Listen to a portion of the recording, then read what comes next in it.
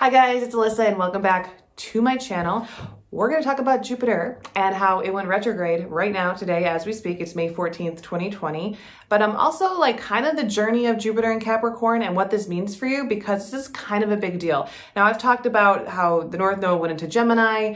I've talked about how Saturn is in Aquarius and it's retrograde, and also about how Venus in Gemini retrograde is really important for everybody. But this is important in its own way. Each planet has its own thing that it wants to teach you or train you on, or, expose you to or hurt you with or whatever when they're dicks, because planets are dicks. You know that when you get into astrology, you start to realize that there are certain planets that you don't want touching stuff, okay? Like Saturn and Pluto.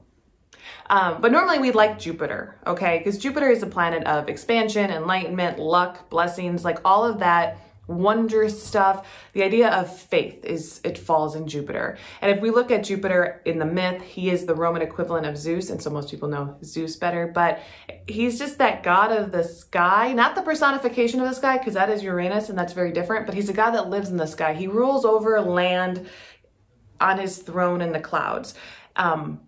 Which, if we think about it, it's very man in the sky, very much like in the age of Pisces, the kind of religion that was delivered to us. So Jupiter in that sense he's the guru, he's the god that we still to this day sort of worship, just in different names and different terms, okay? And yeah, which is an interesting thing to think about, like kind of, we can go into that maybe later or something. Myth, I love myth. That's besides the point. But when Jupiter's in Capricorn, like the planet, the sign naturally ruled by Saturn, the planet that we hate, the sign that just gets a bad rap because it's so, I don't know, hard. It's just a hard sign. Usually, like, even though Christmas falls in Capricorn and everybody should be merry and light and all that stuff, it really is more of the Sagittarius season leading up to that is better because it's ruled by Jupiter. As soon as we get, like, after Christmas passes, it seems like there's pretty much a downer from like December 26th to January 20th, right? Until we get into Aquarius season and we start to like look up like, oh, maybe the skies will be blue again, and maybe it won't be so cold if you live in a cold place, which is where I used to live and now I don't. Maybe things are gonna finally start looking up. I can't wait for this new year to really kick off, because also after New Year's, you're like, new year, new me, and like nothing happens because Capricorn doesn't really like allow things to happen unless you put a lot of hard work into it. January for me is always the month that like I look ugly. I don't know what it is about that month, except that it's Capricorn, and I just it's too hard to make myself look good, and so I give up completely. I don't know if anyone else relates to that, but that's personal, and now it's your business because I told you. You guys can pay attention to that. Look for all the videos that I've made in January of any year, and check them out. That'll be a fun thing to do. Don't do that. I don't know what I'm talking about. Okay, so when we get Jupiter into Capricorn, we're expanding and we're enlightening on Capricorn energies, which makes things difficult. It's not just like, we can't just be talking about this here like, oh, it was the Jupiter-Pluto conjunction back in April 2nd, and it's gonna be, that was such a thing. It was like, no, it was Jupiter-Pluto specifically in Capricorn, okay? And so I wanna talk about Capricorn in a new light to try to get you understanding this as well. Capricorn is the natural ruler of the 10th house and the midheaven. And you think about it, where Sagittarius goes into Capricorn, that point between it is actually even where the galactic center is. The galactic center is at 27 degrees Sagittarius right now. It was, for most people watching this, probably at 26 degrees Sagittarius in your chart because it has shifted. In that sense, it will keep going. But it's this beautiful place in our galaxy that's the center of everything. I've actually heard it be called the sun of our sun. So I said that once and someone said, well, no, Sirius is the sun of our sun. And I do think there's like different ways to say it, but really honestly, like the galactic center is a black hole that could have been the biggest, star ever. It has everything rolling around it. Kind of like I'm looking at a ring light right now, kind of imagining like a ring light. Just, that's the galactic center. And there's something very beautiful and very spiritual and perfect about that. Like, it's just this perfect chaos. And it's what we are alive because the galactic center covers the entire earth with her essence. And that's going to, like, if we're in like a thing, it's like right before the midheaven, because at 30 degrees, it would switch over 29 to 0 degrees to Capricorn. And so that energy of Sagittarius to Capricorn is so powerful and so strong, and it gives us life and purpose and progress. And that's why I made a video that the midheaven is your soul purpose.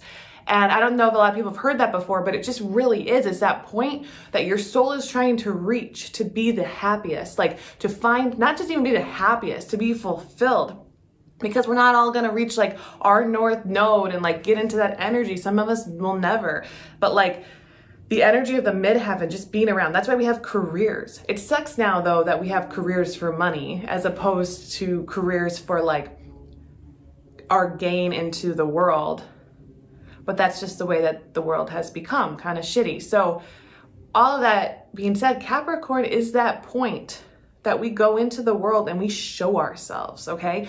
We tell the world who the F we is, and we make sure that everybody is not only aware, but their lives are changed because of us, okay? It is our place of glory. And you think about our place of glory, it's our true north, it's our alignment. You can imagine we all have like, this is our alignment up here, and we are bodies down here, and we're all out of whack because, and this is like a string going through, and it's all like wavy and curly and whatever. And the more in line that we get with that, the more we face our true north when we get into our midheaven, into that beautiful place of existence. And we exist because of this. Before this, we exist because of this, and we exist for this. I mean, like, it's a huge deal. Capricorn, the midheaven, and that divide of the late degrees of Sagittarius, it is about who we are meant to be, okay? So Jupiter goes through Capricorn, and what happens? Beautiful things will happen to your life. You will find your truth. You have to find your truth. And every time Jupiter goes in there, it's like, what is the truth of you? What do you exist because of and for? Where are you? We talk a lot about star seeds and whether or not we are even from here, or if we come from the earth, or whatever that means. It doesn't necessarily mean anything, or like our past lives and all that shit. It means nothing really. Nothing and everything. Because it's just about where we are, like the roots of our life right now, and the journey that this life is going to bring us. Like what is our foundation? And that actually is like the IC, like the nadir. It's like that tree of life. It comes up from our south part, you know, and it connects us to the earth. And we go into, and if we can get that rootedness to match our true north, there you go. We know our truth. We know what we're meant to do. And Jupiter wants to teach us that, because Jupiter's a guru. He's a teacher. He's a father. He's just telling us, like, here you go. Go set yourself free here, right? Like, go explore your own self and your alignment with self so that you can build your empire. And if you are in alignment when Jupiter is in Capricorn, you will be like on a fast car to like greatness. And I don't know if you already feel that. I think some people really are feeling it. Like, this is it. This is what I got to do. Granted, because of this Jupiter-Pluto conjunction that happened April 2nd, this is kind of a big deal, okay? So Jupiter-Pluto conjunction happened, and it was hard. And for a lot of people, right before this full moon in Scorpio, that was about a month later, because Scorpio is ruled by this Pluto, and we finally had like that moon Scorpio energy really hitting us. There was these issues, I think, with a lot of people where they're like, what am I supposed to do now? I'm like, I'm stuck. I don't know. Obviously, most of the entire world is in lockdown and shut down and quarantine, but it's like even above that, even the people who have something to do, I think it hit everybody in some way of like, where do I go now? Is this it? Is this my life, right? I keep learning things, I keep growing, but I don't know if this is what I want to be doing anymore. And it's because of Pluto stays like Hades. See, Pluto is the Roman equivalent of Hades. So Zeus and Hades were conjunct. This is the dark and the light side of us almost. Not particularly, but like of our higher octave, like our higher and lower self. And that was trying to be like, here, are you in alignment? So I think what it did was it triggered a mass collapse of ourselves, like conscious collapse of what we're supposed to do, because we all realize there is something off. Like maybe, you know, we faced up here, we're like, this is what we want. And we're down here in our roots and it's like, they're not aligned. Like, and so we got to go into the dark side. We got to go into this dark part of ourselves, and we got to sort through some shit and get some stuff cleared out so that we can grow. So here, May 14th, Jupiter goes retrograde, okay? And now when Jupiter goes retrograde, it's highly transformative. It goes inward, so it's expanding your insides. So Jupiter-Pluto conjunction showed us that there was a problem. Jupiter retrograde will help us fix that problem. You imagine anything that's expanding, right? You get it expand, like it starts out really small, like a particle, and it expands, and you can start to see all of the particles within it so that you can pick one out, like a microscope. Do that within you, do that lower, and find out what's hurting you, find out what's killing you.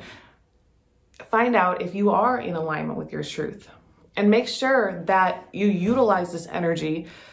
Not to say, I know I'm on the right path. I don't think that that's fair. Like, okay, so people will say to me, like, I'll say like, well, you know, maybe there's something missing. Like, no, I know that I'm on the right path. And I'm just like, why are you so afraid to check? Why is everyone so afraid to check? And you know why? You're only afraid because it's probably not right. There's probably something wrong, right? There's probably something you're not listening to. Like your heart is beating one way and you're making it walk the other way. So you will be forced during this time to go down and expand your insights and see what's going on. Huge soul searching. And then June 30th, right before Saturn goes back into Capricorn, so this is going to be happening at the same time, we have another Jupiter-Pluto conjunction, but this time they're both retrograde.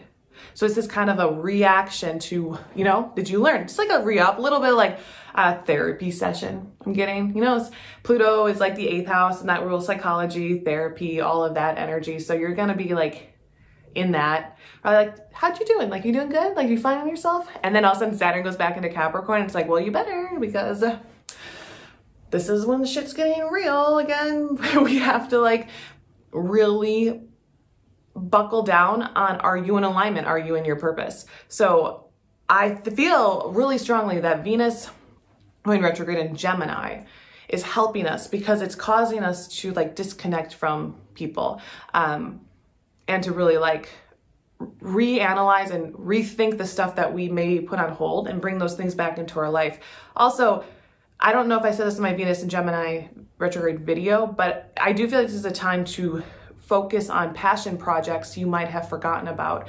Like, go back into, like, use your mind to look at the fact that your heart stopped, you know, working for a little while. Maybe it's something that you really loved, you stopped working on. Go back and get it and bring it out again. And this Jupiter retrograde energy will help you with that, because it will help you like find out, like, is this what you're aligned with? There's an airplane. This is what you really should have been doing the whole time. So all of that energy works together. We can look at it like we're afraid of it, which it can be scary, but because retrogrades and forcing yourself to realize that your entire life is a lie, you know, that kind of energy. But at the same time, it's like, what if your life could be better? That's what I keep saying in all these videos. I'm like, what if your life could be better? Don't be afraid of having to cancel out your life. Be more afraid of knowing that if you stay on this same path, you're gonna die that way. And that's what I keep bringing up, I feel like, in all these videos. So hold on a sec. I had to write down some dates because your girl can't remember dates all the time.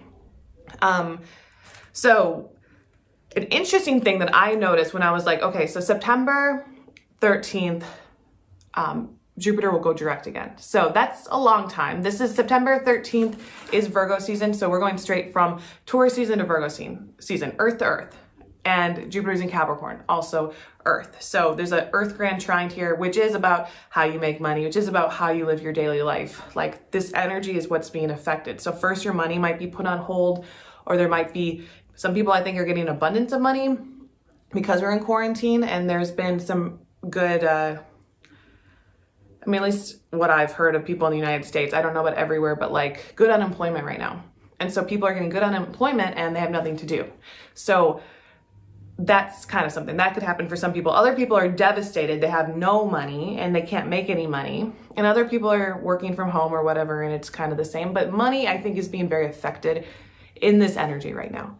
So when we get into the Virgo energy, the money won't be as affected anymore. So if you were having money troubles, money woes, go with the flow of what you feel, work towards, being in alignment with yourself, and like get that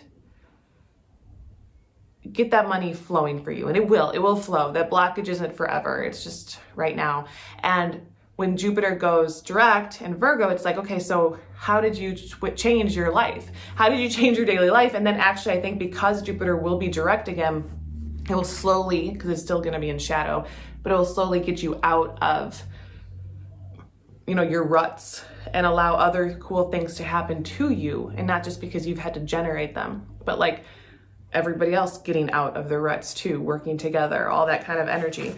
And, the big thing though that I noticed was that Mars is going to be in Aries, and it's going to go retrograde 4 days before Jupiter goes direct. And since Aries and Capricorn are square, these planets won't actually be square. They're out of square alignment, but the signs are square and what they're saying is square. So I find this to be very interesting because let me try to think. Okay, yeah. So Mars is you. I mean, it's your adrenaline, it's your I need, it rules over Aries, and it's going to be in its own sign, okay? So if Jupiter and Capricorn is looking for the truth of you and your alignment, we also have that Mars, and that Mars needs to kind of get in formation. And I think it's realizing that too, but there's a square and a challenge. So I am getting the idea that this is going to force people that once they're in alignment to actually maneuver their lives over. And it's not always gonna be easy. And that's the thing about all of these things. But life is not easy. Like, let's not be afraid of anything. Life is about growth. I love growth. It's so good. And every square is a challenge. Growth is really important to you. As kids, we grow. And then we become adults, and then we become afraid of growth because all growth is inside now and we can't grow like taller. And it's like, but no, we're born like that. Like part of our physical properties are to desire growth and challenge. And so there's a big challenge in September, October, and November that is going to set your new life in stone. If you don't cower under the pressure, and if you take the pressure, it will catapult you higher. This is like, I want to say this is a promise. And because I'm like, of just what all the energies and everything I'm seeing, it's like you get to that point, Jupiter, it's going to be retrograde with Mars is retrograde, which is like kind of them saying, hey, we're both retrograde at the same time. And obviously this is something that you will have to know about Mars in retrograde. It feels like you're in like molasses, walking in molasses. You're like, I can't move forward, but you still have to, because that Mars is still like, go forward. And it just like can't, and it sucks, okay? But we have Jupiter square, and they're gonna be like, hey, guess what? Everything's halted for a minute. And then Jupiter's gonna go direct while Mars is retrograde, which is gonna be this spiritual growth all of a sudden, like coming out of your insides. And everybody else is gonna be like, let's do this. Like, I feel in alignment. Are you in alignment? And we're together, and like, let's make this stuff happen. Let's start pushing forward with these really great spiritual ideas, or spiritual ideas that created something concrete and physical in our life. And then Mars will start to like realize like, hey, yeah, I'm this way now. I'm a different person. I'm changed. So it's like when your physical self sort of reacts to your spiritual self, and then you're just like, all right, I can't live here anymore. Like, what am I doing? What am I living in this world for? It reminds me of that scene in Limitless, where Bradley Cooper like takes the drug, and then he gets home and he looks around and he's like, I live in a pigsty, just because he all of a sudden, like, he was too mentally drained to see the life that he lived in, and that it was blocking him. So before he even went back and he took that pill to like make his life better, he cleaned his house first. And I kind of feel like that's a little bit of that Mars energy. The Jupiter and the enlightenment is going to be happening, and because of the transformation will have been complete, but then the physical self and like where your direct action is going will have to look back and be like, okay, let's clean the house. Okay, let's fix this. Okay, let's do this. And then it will kind of like work in that way. And that's where I think like that square challenge comes from. And it's just a lot, like the word I get from that energy is just self. And the exact square of Mars and Jupiter is going to be 10/20/2020. And I thought that was cool because Jupiter will be direct, but Mars will be retrograde. And it will be, should I forget the degree? Doesn't totally matter. It always like maybe 21 degrees or something. And I was like 10/20/2020. It's like 10, it's yourself. 20, it's your life force, 2020. This is the queen. This is you being you and forcing that to happen. So I think it's a pretty big date. I don't know. It just really feels like people will be talking about it a lot when it comes. And then November 12th at 22 degrees, all these twos, guys, there's the last Jupiter-Pluto conjunction until something like, I don't know, like 2044 or something like that. So it's like it's a pretty big deal. Okay, like it's just kind of a big deal. But Jupiter and Pluto getting together to be like final growth check, final alignment check, final are you and your purpose. So I think that 2020 is a lot of people's year. I mean, not everybody's, because a lot of people some people have more shit to deal with than other people do. Some people didn't go through major growth and transformation in the last 10 years or even since 2012. And I just think like for them, it might be harder, but for people who've been like really working their asses off trying to find their alignment, this is just like that final call to like get yourself right. Like it's not even like it's a call. It's like you are now. This is it. This is no more training wheels, no more like going through it for no reason and it come out the same on the other end and realize your life is still the same. Like this is it. You're going to change. Things are going to change. They already have. Jupiter and Capricorn's already allowed them to change with the Saturn-Pluto conjunction, the Jupiter-Pluto conjunctions. Things are going forward. Life is different now. And it will forever be. So what do you do with that energy? And I think Jupiter is just finding the truth of self and really getting to that with the Mars square and then the Pluto-Jupiter conjunction at 22. Like 2 is the woman, it's life, it's the feminine. So all of that is very important energy. And I just think it's like the dark and light alignment, they come together and you know your truth. And then December 19th is the last time Jupiter will be in Capricorn and then it will go into Aquarius, which now this is not Vedic astrology and these are not the degrees of like sidereal or anything like that. But in sidereal, and this is what I learned from Bridget Love, she's a Vedic astrologer, I'm learning about the nakshatras and I asked her like, why is the Dhanishta nakshatra, I butchered it, sorry, why is it the most famous? And she said because like that, I mean, there's so much she said, I'm not gonna say it all right now, but like a lot of it was just like, it's the most famous because it's where that power of your life force kind of meets the glory of your dreams. And when that Jupiter goes into Aquarius and like Saturn at the same time is transitioning from Capricorn to Aquarius, and pretty much when Jupiter's in Aquarius the entire time Jupiter's in Aquarius, Saturn will be in Aquarius too, so cool. But it's really like compounding that, making the luck stay forever. And so it's a huge transition there at the end of the year. We're going through a huge transition because we're going through that like midheaven transition, the galactic center, the truth of our purpose, where we came from and where we're going. And then it's like, how do you achieve the glory of your dreams? Like you reach that pivotal moment where progress takes shape inside of every living person to the point where the entire collective consciousness is just different and it's new and good things are going to come. And I'm like, this is the beginning of utopia. We're learning things that we never knew we could learn, and they're very different and very weird and much more unique than we thought they were going to be. Even if the signs were all there, nobody was talking about this stuff, right? And I just think it's cool and we should all be excited. Anyway, that is Jupiter Capricorn. So during the Jupiter retrograde, you know, just be cool. Don't worry. Be happy. Just kidding. Transform your life. Do things. Find out who you are. That's it. It's yourself. The truth of yourself. Okay. Talk to you guys later. Bye.